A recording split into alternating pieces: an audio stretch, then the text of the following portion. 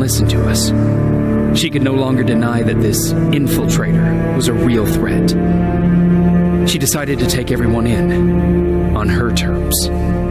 The shelter was on high alert, but thanks to the intel I gathered in Pasadena, we slowed the advance of the Annihilation Line and gained some time. Just enough to start preparing the counterattack.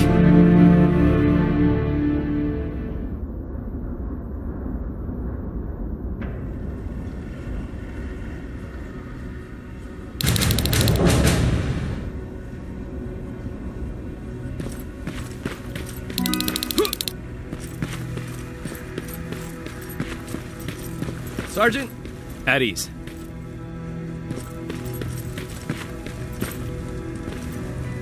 Well, look at you, Sergeant. When you helped us in Pasadena the other day, I was trying really hard not to panic because you were only a private. Sorry for underestimating you. I guess I should salute or something?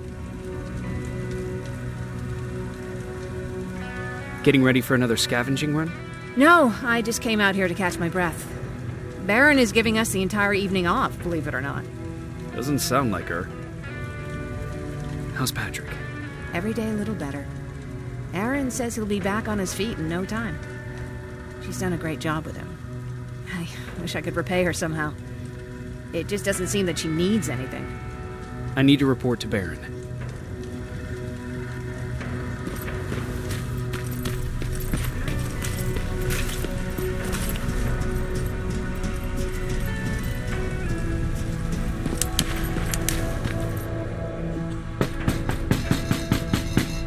Rivers, DN 46890.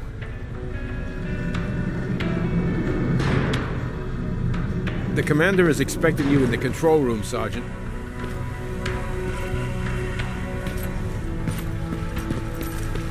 Maraschino cherries. I don't get it. How did they bring that buggy down here? Hey, I'm just catching up with Mark. I'll get back to work in a couple of minutes. You won't tell, right? But no, seriously, you won't tell, right?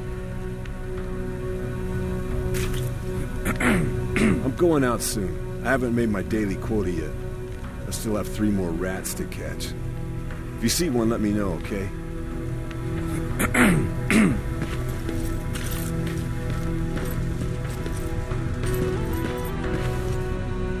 Hey Ryan, how's everything? Exactly as you would imagine.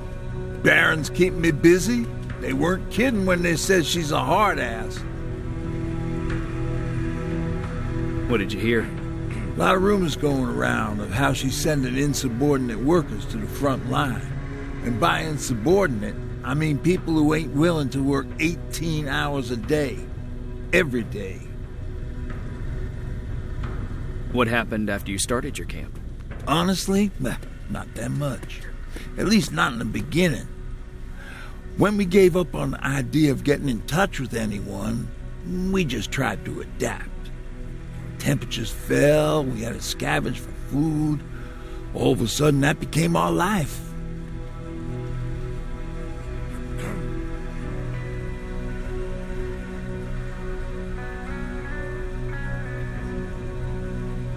When did you first hear about Skynet?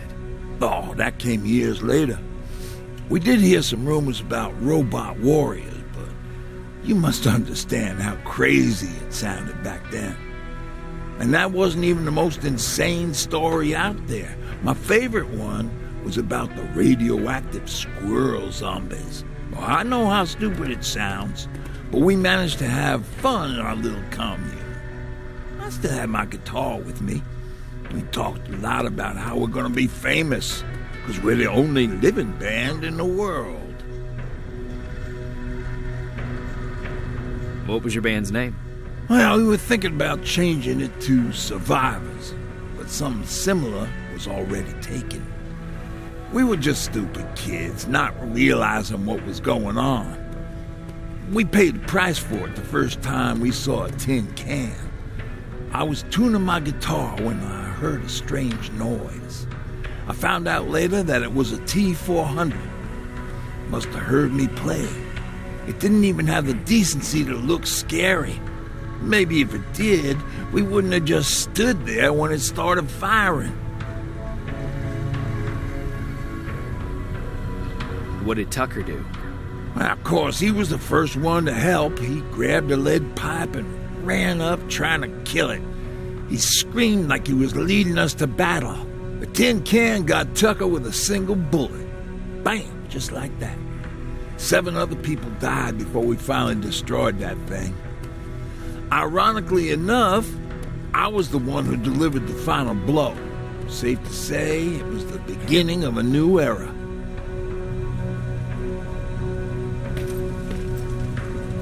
Do you need anything?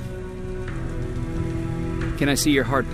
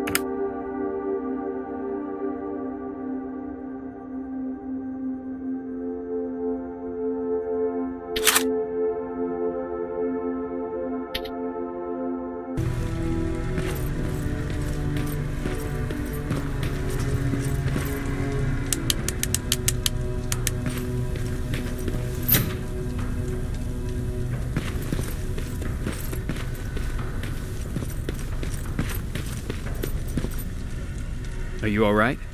Me? Honey, I'm about the most well-adjusted person in this goddamn place. It's the others you should be concerned about.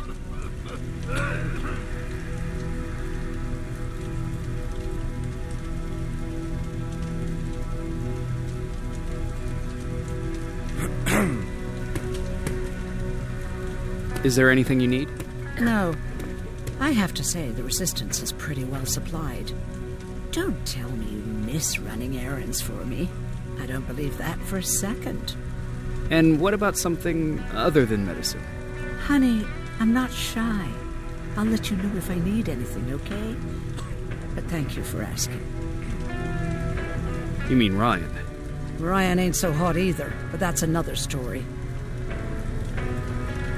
How's Patrick doing? He's fine, but it wouldn't kill you if you checked on him yourself. Jennifer? I'm worried about her. I'm the one that asked Baron to give her team a little break. Jennifer's been busy scavenging supplies for the soldiers, and she hardly had time to see Patrick. And now she's finally got a day off.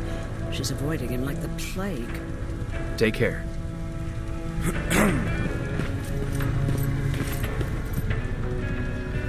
How are you doing? Good. Erin's going to let me leave in a couple of days. Thanks for bringing that chalk. I've been drawing a lot. I'd be so bored without it. How do you like living in the shelter? There's a lot of people here. I like that. I heard a funny joke yesterday. You want to hear it? Yeah, tell me. What's brown and sticky? A stick.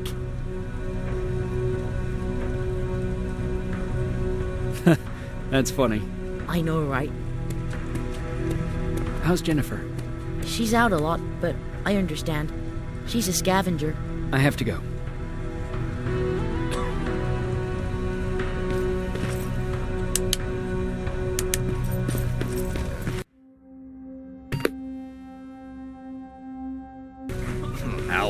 lost his spider scout again. Man, I saw it crawling through the shelter earlier.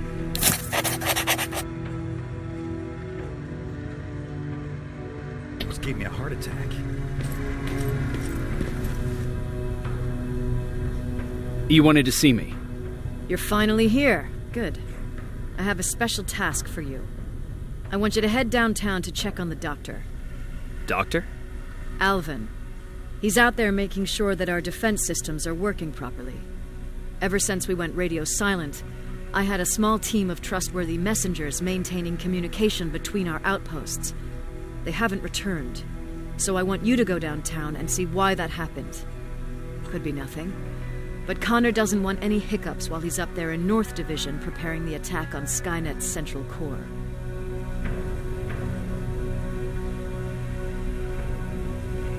Central core? Skynet's main reactor, the source of all their power. We shut down the central core, we shut down Skynet. Connor's preparing the attack as we speak, so you understand we can't have any critical complications at this stage. Is there a problem with the radio? The Annihilation Line is within spitting distance of downtown. We suspect that Skynet will be intercepting all transmissions from that location. So for now, we're going radio silent. That's why I need you to go there personally. If you don't mind me asking, how did you end up here? Excuse me if I act a little surprised, Sergeant. But no one in here thinks it's wise to ask their superior personal questions. But since you did, I'll humor you. So, how did I get here? The same way you did. I was born, raised, and given a gun. We don't really have a say in what we do we? Or do I assume too much? Was it any different for you? Why do you fight, Sergeant? It's the right thing to do. There's nothing noble in what we do. Humans were fighting humans since the beginning of time. It just so happens that right now we have a common enemy. If it wasn't for the machines, we'd probably be fighting each other.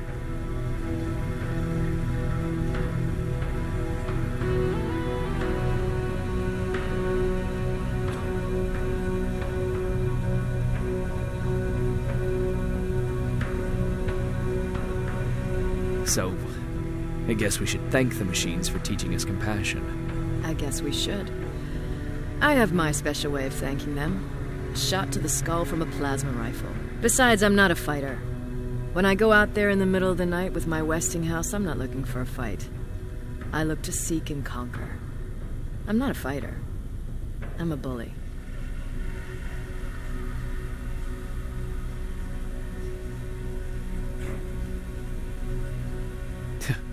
What's the difference? I don't treat them as equals. And although I know they're just machines, I want them to fear me. No one ever stands up to bullies. But I have to admit, it has its downsides. One of them being that no one ever asks me a personal question. At least not since Perry died. So congratulations, Rivers. Takes guts to stand up to a bully. I guess since your promotion, you got a little more cocky. Good for you.